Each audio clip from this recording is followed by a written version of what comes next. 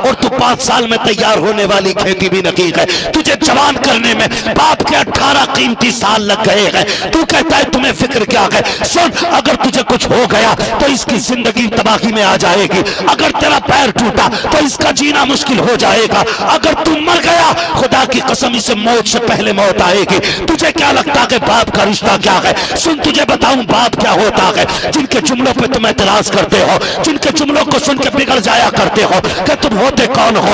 आज तक तारीख के किसी सफे पे लिखा दिखा दो कि किसी बेटे ने बाप का जनाजा उठाया हो तो उसकी कमर झुक गई हो। कोई तहरीर नहीं मिलती है, कोई जुमला नहीं मिलता है। एक बंदा ये नहीं कहता कि इसने जब से बाप का जनाजा उठाया है इसकी कमर टूट गई है। ऐसे हजार ज़बानें सुना दूं तुम्हें। दुनिया कहती है जब से बेटे का जनाजा उठाया है बाप की कमर टूट गई है। पूछना चाहता है कि तेरे बाप से तेरा रिश्ता क्या है? खुदा की कसम, अगर तेरे दिल के अंदर छेद हो जाए और कोई दिल ना दे तो बाप अपना दिल लेके जाके कहता है जिंदगी बहुत मुख्तसर है, और इतनी मुख्तसर है कि पलक झपकने की देर है, कब कैसे गुजर गई पता ही नहीं चलता है। हमें लगता है कि अभी 20 साल के हुए हैं, 30 साल के हुए हैं, अभी तो 50 के भी होने, 60 के भी होने हैं, अभी तो 70 के भी होने, भी बहुत टाइम पड़ा है। लेकिन कभी 70 साल वालों से पूछो कि ये 70 साल कैसे गुजर गए, वो कहेंगे ऐसा लगेगा, ऐसा लगता है जैसे कल की बात है, जैसे अभी कल 70 साल गुजरे। मैं गलत नहीं कह रहा हूं, सोचने वाली बात यह है आज हमारे माँ बाप बूढ़े हैं, कल हम पे भी बुढ़ापा आना है, और इस वक्त में देर नहीं लगने वाली है। ये बहुत जल्द जवानी बुढ़ापे में बदलेगी, सियाही सफेदी में बदल जाएगी, ताकत कमजोरी में बदलेगी, और ये सीधी कमर ये झुकने में बदल जाएगी।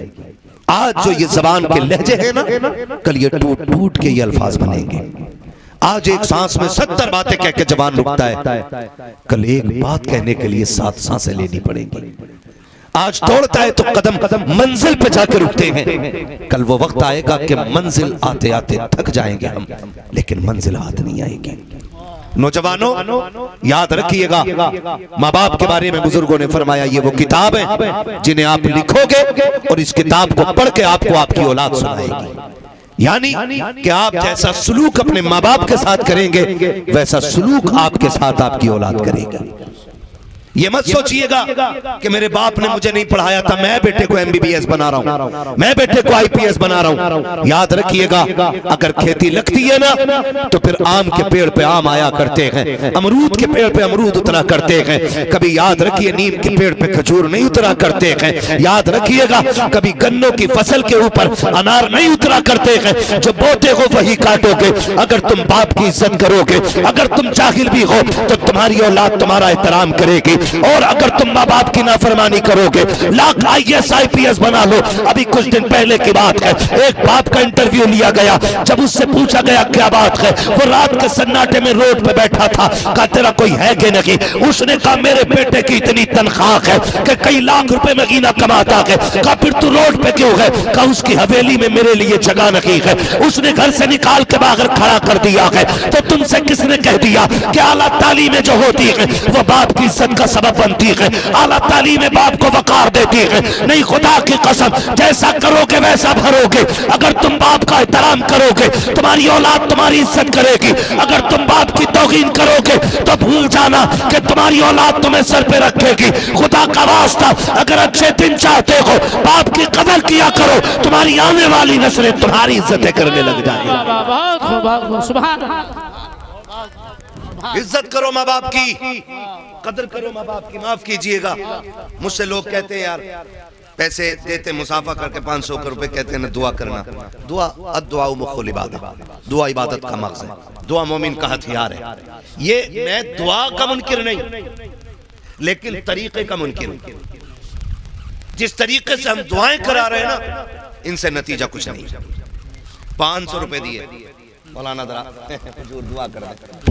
हुजूर ने 500 देके तो 1.5 मिनट की दुआ कर दी, और कुछ किसी ने हमें 2000 देके का दुआ कर दी, हमने 5 मिनट की कर दी। तो बताओ ये दुआ है कि बाजार है?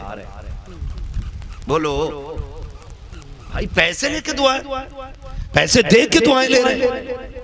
नौजवानों आपसे गुजारिश है, एक एक बंदा मेरी बात गौर से सुने। आपका बाप किसान है, मजदूरी करता है, मिट्टी ढोता है। आपकी माँ घर का गोबर उठाती है, मिट्टी लगाती है, उसके नाखूनों में गोबर भरा रहता है। फिर भी अगर घर से निकलो ना, उसके मिट्टी वाले हाथ अपने सर पे रखवा लिया करो, उसके मिट्टी वाले हाथ सर पे रखवाया करो। वो बाप जो दिनों रात खेत में काम करता है, उससे दुआओं की दरखास्त किया करो। ये नहीं कि मेरा जुब्बा कुब्बा अच्छा है तो मेरी दुआ जल्दी कबूल होती होगी। ये मिजाज हमने बना लिया। भाई मेरे सर पे पगड़ी है तो मैं दुआ करूंगा और सीधे आसमान से टकराएगी जाकर के दुआ। फरमाया गया कि माँ बाप की दुआ औलाद के हक में नबी की दुआ की तरह हुआ करती है। जिससे दुआ लेनी थी उससे दुआ ले ही नहीं पाए, और जिसकी दुआएं देर से कबूल होनी थी उसकी चौखट जाके पकड़ ली। हमें हुआ क्या? मैं तुम्हें बताऊं, पैगंबर इस्लाम की चौखट है। एक देहाती शख्स आ गया, आके हुजूर की बारगाह में न खड़ा हुआ। महबूब कहते कहो कैसे आना हुआ? का बड़ी तमन्ना थी देखने की, बड़े चर्चे हैं आपके। का फिर तुम कैसे आए? उसने कहा सुना है जिससे आप राजी होते हैं उससे खुदा राजी हो जाता है। मेरे महबूब कहते हैं ऐसा ही है। का फिर कैसे आया?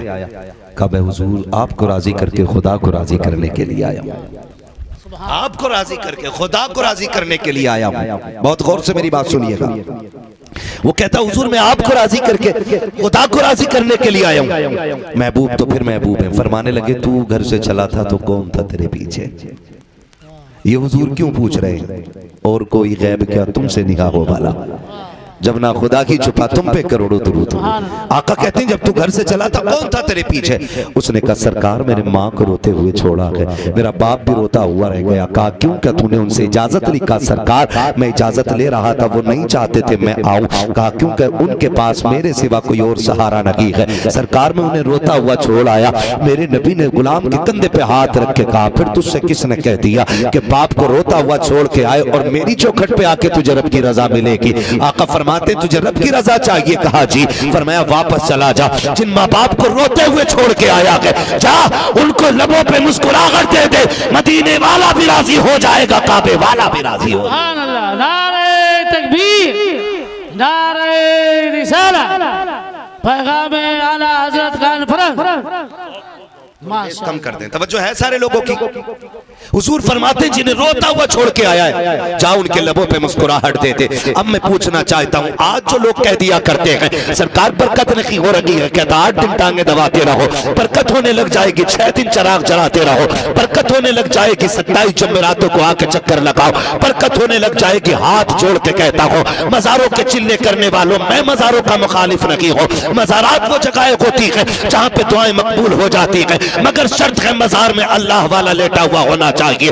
आज मजारों की भी कसरत का आलम यह है, तिरंगे शाह पतंगे शाह बनंगे शाह सबके मजार बनते चले जा रहे हैं। कसरत से मजार इतने हो गए हैं कि अब आम खास की तमीज नहीं रह गई है। अब पता नहीं चलता कौन अल्लाह वाला लेटा है, कौन दुनिया वाला लेटा हुआ है। हमने सभी के मजार बनाने शुरू कर दिए हैं। तुम्हें खुदा का वास्ता दे के कहता हूँ, अगर हर शख्स के मजार की इजाजत होती तो सबसे पहले हुक्म होता कि हर बेटा बाप का मजार बनाए, हर बेटा माँ का मजार बनाए। लेकिन नहीं, हर किसी के मजार नहीं बनाए जाते हैं। मजार सिर्फ अल्लाह वालों के बनते हैं। खुदारा बंद करो ये मजारों के तमाशे, बंद करो ये मजारों के खेल। अब इतने मजार रखो जितने हैं, या उनके मजार बनाओ जो मजार के लायक है, ताकि पता चले कि जो इस गुंबद में लेटा है कोई गुंडा नहीं बल्कि अल्लाह वाला लेटा हुआ। वाह वाह वाह वाह वाह, क्या कहने, बहुत बहुत उम्दा फिक्र, माशाअल्लाह, बहुत उम्दा।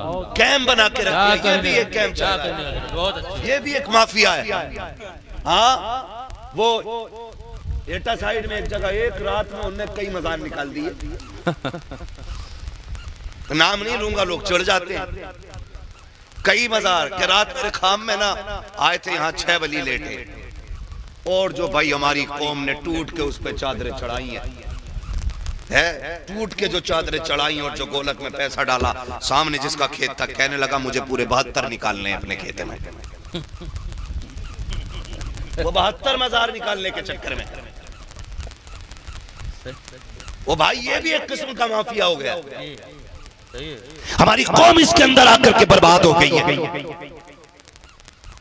मैं पूछना चाहता हूं, सीधी बात बताकर हुजूर ये कहते हैं कि माँ बाप को राजी कर ले, मैं भी राजी हो जाऊंगा, खुदा भी राजी हो जाएगा। तो फिर पैर दबाने वाले बाबा से पूछो, बता तेरी खिदमत जरूरी है या माँ बाप की खिदमत जरूरी है?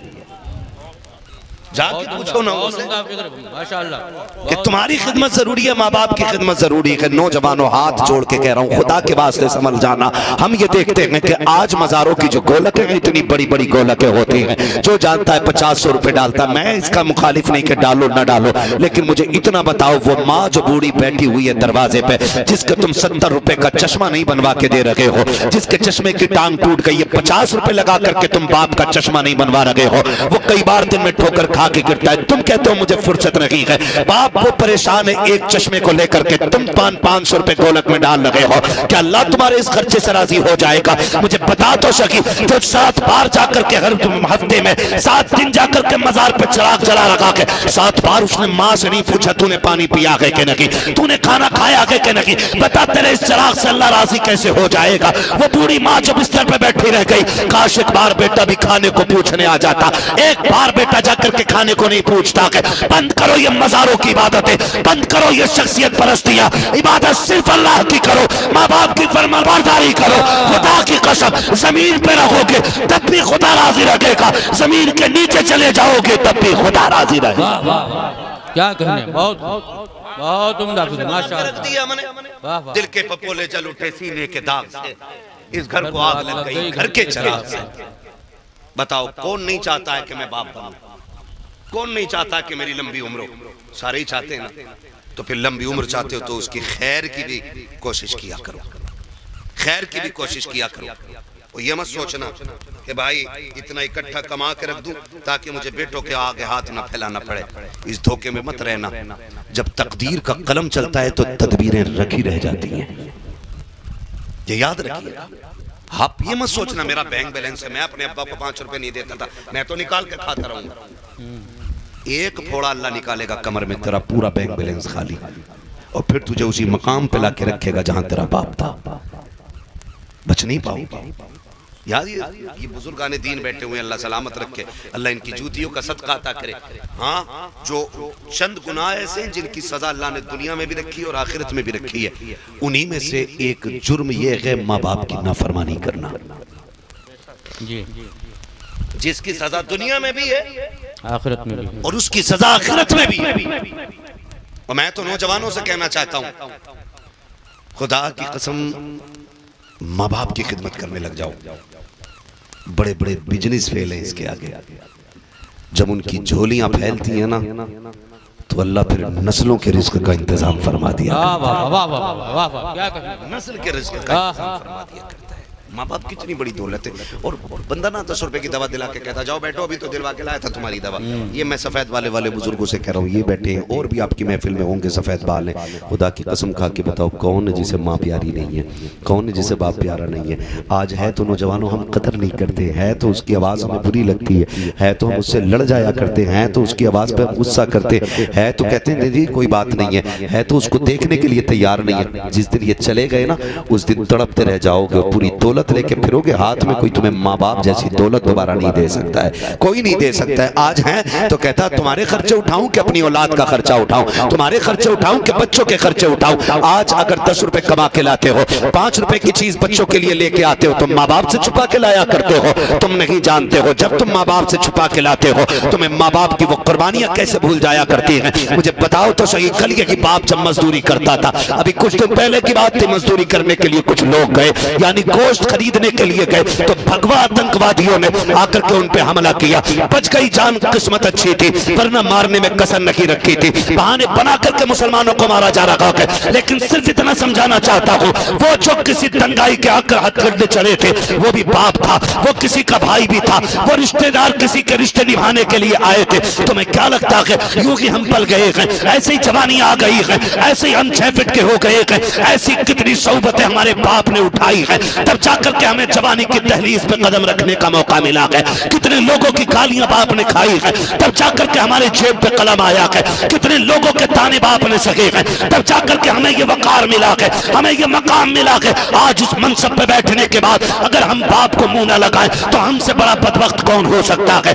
इस मकाम को पाने के बाद अगर हम बाप की इज्जत न करें हमसे बड़ा कमीना कौन हो सकता है। और तुम्हें खुदा का वास्ता जितने चाहो बुलंद हो जाओ, जितने चाहो ऊंचे हो जाओ, लेकिन कभी माँ बाप के सामने ऊंचे ना होना, कभी उनके सामने बुलंद ना होना। तुम नहीं जानते हो जिंदगी का मजा क्या है। मजा तो तब है जब IPS अधिकारी आप बन जाए, IAS आप बन जाए, और जब घर में आओ फिर अपनी पगड़ी उतारो, अपना कैप उतारो, अपनी वर्दी उतारो और माँ बाप के कदमों में फिर गुड्डू बन के बैठा करो, पप्पू बन के बैठा करो। लोग ऐश तलाश करने के लिए कोई कश्मीर जा रखा है, कोई नैनीताल जा रखा है। आओ मैं तुम्हें बताता हूँ, आराम न कश्मीर में रखा है न नैनीताल में रखा है, रब ने आराम उठा करके माँ के कदमों में संभाला।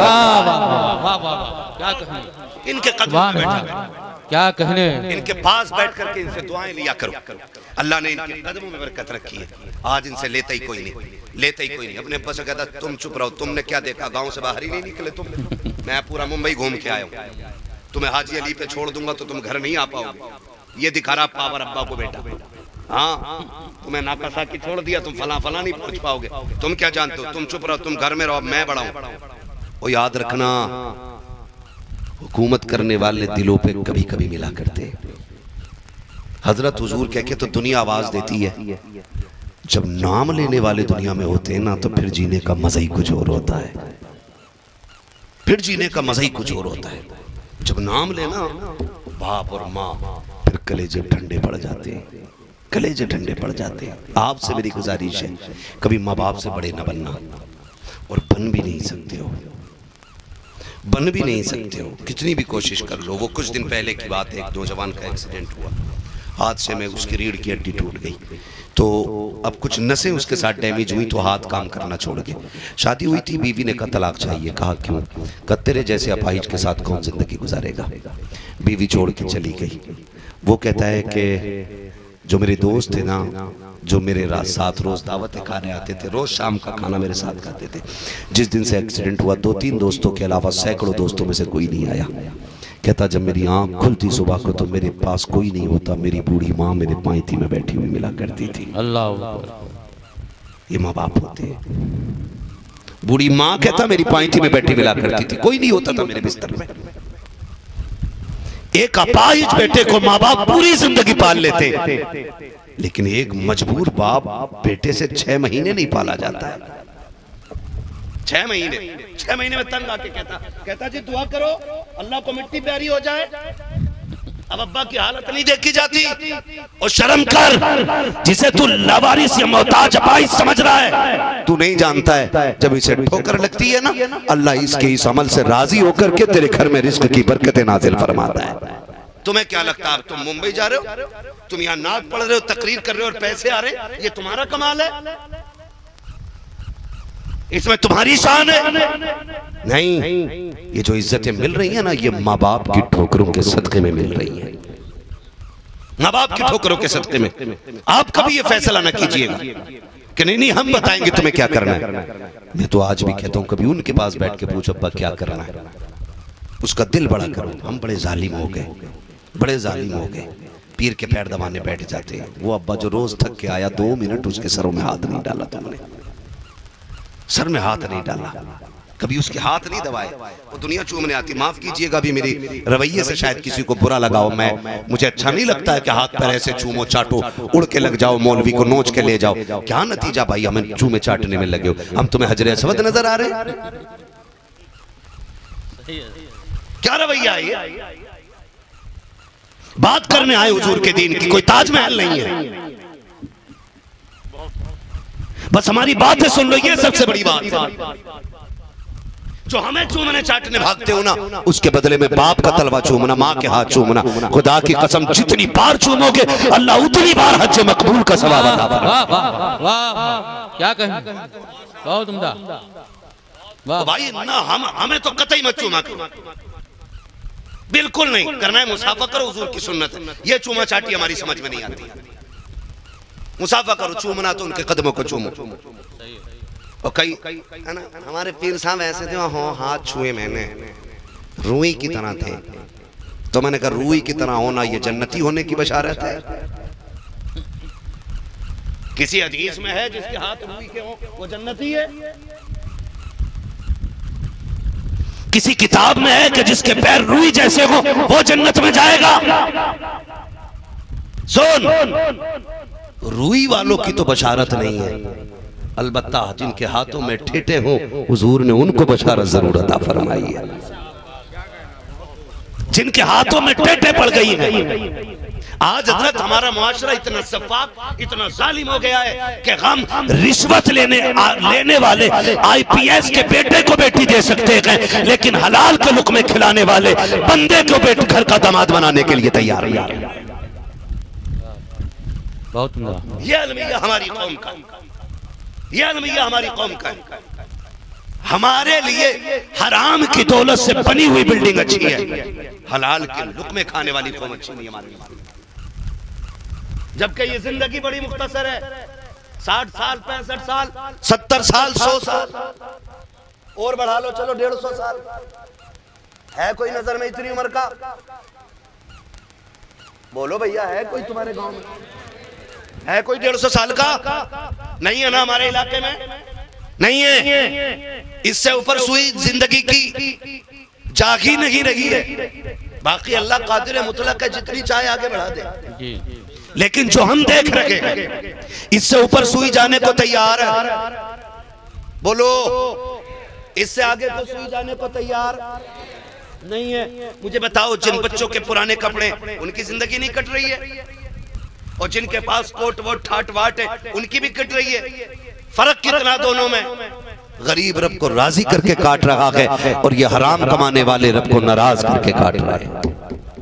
सिर्फ इतना फर्क। मैं नौजवानों से कहना चाहूंगा, खुदारा आपका बाप मजदूर है ना, ईंटें उठाता है ना, उसने भट्टे पे ईंटें ढोई है, ये रक्षा चलाता है ना। आपका बेटा जिंदगी भर मुंबई में ठेला लगाता रह गया, तो उसको हकीर ना समझना। जब वो ईंटें उठाने वाला बैठा होना, उसके कंधों पे आना और प्यार से दबाना शुरू करना। वो कहे क्या बात है कि अब्बा पूरी जिंदगी इन कंधों पे हमारा बोझ उठाता रह गया, आज मैं तेरे कंधे दबाने आ गया हूँ। खुदा की कसम उसके कंधे दबा, जैसी वो मुस्कुराएगा खुदा की रहमतें मुस्कुराना शुरू कर देंगी। आज बेटे कहते तुमने मेरे लिए किया क्या है? क्यों? कहा देखो गुड्डू की देखो कितनी ऊंची बिल्डिंग है, पप्पू की देखो कितनी ऊंची बिल्डिंग है। बाप अपनी मेहनत पे फिर अफसोस करता है, काश मैंने तेरी तरबियत ऐसे न की होती। मैं नादान रक्शे चलाता रह गया ताकि तू हलाल के लुक़मे खा सके, मैं लोगों की मजदूरी करता रह गया ताकि तू हलाल के लुक़मे खा सके, ताकि मेरी औलाद जहन्नम से बच जाए। मैंने तेरे लिए पूरी जिंदगी रक्शे चलाए हैं। और फिर औलाद कहती तुमने हमारे लिए किया है। नौजवानों, मैं आपसे कहना चाहता हूँ, अगर आपका बाप मजदूर है तो उसको सर का ताज बना के रखिएगा। अगर आपके बाप ने रातों दिन मेहनत की है तो उसको सर का ताज बना के रखिएगा। इसलिए कि जब कभी सन्नाटे के वक्त में वो रात को लेटा हुआ हो, अपने बाप के पैर दबाना और कहना एहसान है बाबा तेरा। वो कहे किस बात का एहसान? कि तूने लोगों की तरह हराम के लुक़मे ला करके हमारे जिस्म को जहन्नमी नहीं बनाया। ए मेरे बाप, तू खून बहा करके किसी का आँख छीन के नहीं लाया था, बल्कि पसीना बहा करके हलाल के लुक़मे लेकर के आया था। अल्लाह उसी हलाल के सदक़े में तुझे भी जन्नत देगा, तेरी औलाद को भी जन्नती बना दे। सुभान अल्लाह, सुभान अल्लाह। इसलिए बेटों से गुजारिश है, बाप की मजदूरी पे गुस्सा ना कीजिए, बाप की मजदूरी पे राजी रहिएगा, उसकी तारीफ कीजिएगा, उसकी हौसला अफजाई कीजिएगा। कभी उसे तोलने की कोशिश मत करना। क्या कमाया आपका तुमने 60 साल में? ये छप्पर, और देखो मैंने 6 महीने में कितनी ऊंची बिल्डिंग बनवा दी। सोन भाई, तू अगर रोज क्विंटलों सोना भी पैदा करता है ना, तो तू अपने बाप के उस एहसान का बदला नहीं दे सकता है जो तुझे उन्होंने सांसें दे के तेरे ऊपर किया है। इसलिए नौजवानों से मेरी गुजारिश है, बाप की इज्जत करें, बाप की कदर करें। बाप बड़ी चीज है। घर में आते हो ना, एक तेज आवाज हमें आती है, सभी के साथ होगा। नौजवान बैठे सारे नौजवान सुन रहे हैं ना मेरी बात समझ में आ रही है ना सबके? जो समझ रहे जरा कह दें या रसूल अल्लाह। वक्त मुकम्मल हो चुका हो चला है, 1 बजने को है। बस मैं चंद बातें आपसे कह के मैं बात समेटने लग गया हूँ। हाँ, तूफान नूह लाने से आखिर क्या फायदा, एक अश्क ही बहुत है अगर कुछ असर करे। आज मैं सिर्फ बाप पे बात कर रहा हूँ, इंशाल्लाह कभी फिर आऊंगा तो माँ के हवाले से बात कर जाऊंगा, और फिर आप मुझे बुलाइएगा तो फिर कभी बहन के हवाले से बात होगी। मैं एक एक रिश्ते पे इंशाल्लाह कभी बात करूंगा। मैं चाहता हूँ आज के बाद हर बाप का एहतराम बंदे करने लग जाए, उसके एहसान को समझे, उसको माने। मैं आपसे बस यही कहना चाहता हूँ। तो जो लोग समझ रहे जरा कह दें या रसूल अल्लाह। नौजवान मेरी बात सुन लें, कितने लोग जन्नत में जाना चाहते हैं? या अल्लाह जिन्होंने हाथ उठाए सबको महबूब के सदक़े में जन्नती बना दे। हाँ, अच्छी दुआ है। महबूब फरमाते हैं जब भी हाथ उठा करें अल्लाह से जन्नत मांगा करो, इसलिए कि जब बंदा 3 मरतबा कहता अल्लाह जन्नत दे जन्नत दे जन्नत दे, जन्नत खुद कहती है मालिक मुझे इसके नसीब में लिख दे। हाँ, ये जरी ना रहिएगा कि जन्नत तो पक्की है ही, मौलवी तीजा करवा देगा।